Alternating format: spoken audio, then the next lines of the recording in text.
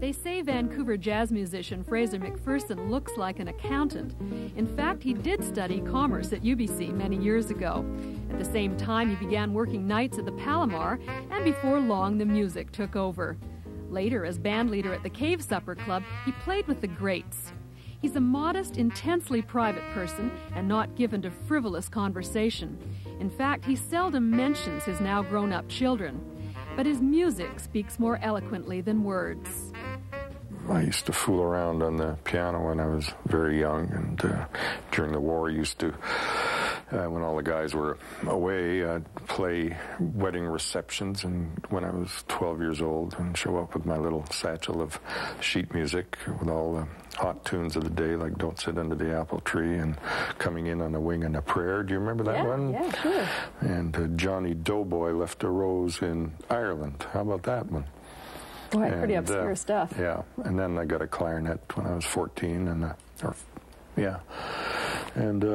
alto saxophone when I was 15, and joined the union when I was 16, and here we are. Were your parents musical?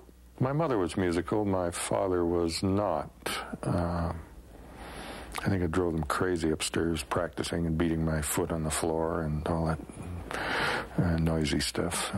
Go out and play baseball. Well, I don't like baseball. I want to practice the clarinet.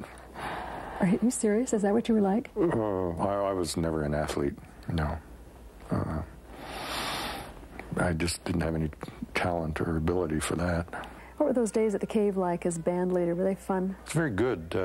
We had a good pool of musicians at that time, and we played together all the time, either in the nightclub or on radio, so that made for a good-sounding band because we all knew each other professionally and musically, and there's nothing like playing together to make a band sound good. Did you think those days would never end? Probably. We all did, yeah. But things gradually changed. The music changed. The tastes of one generation were not the same as the tastes of the older generation of nightclub goers. Things changed. So now I'm back doing what I started doing as a teenager. Playing for fun, I guess.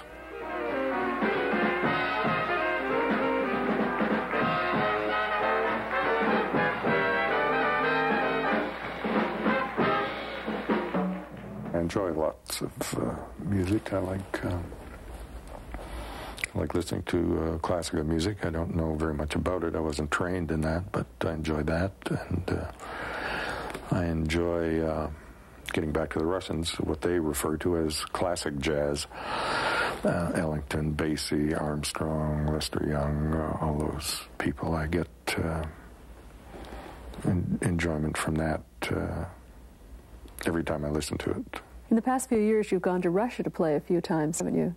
Oh, it's terrific. Yeah, I've been there, made four trips over there, 78, 81, 84, and 86, and probably be going back next year.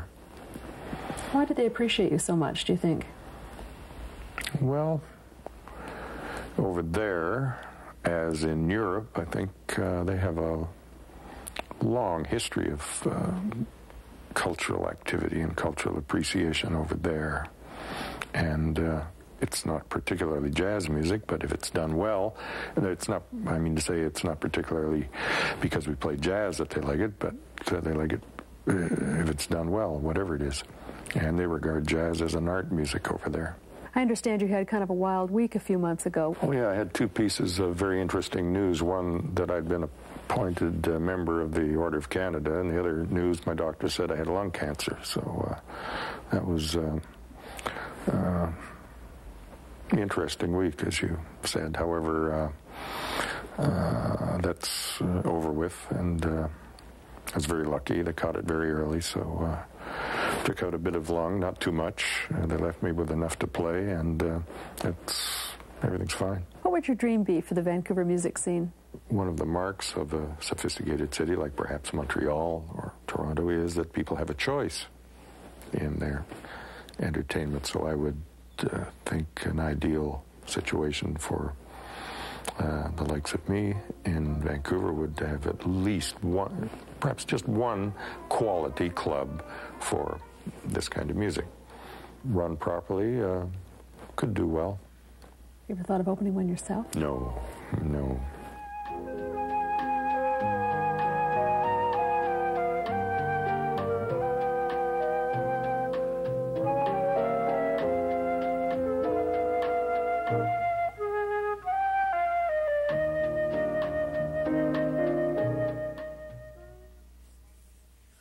And Fraser continues to perform all over North America, and next June he returns to play in Russia.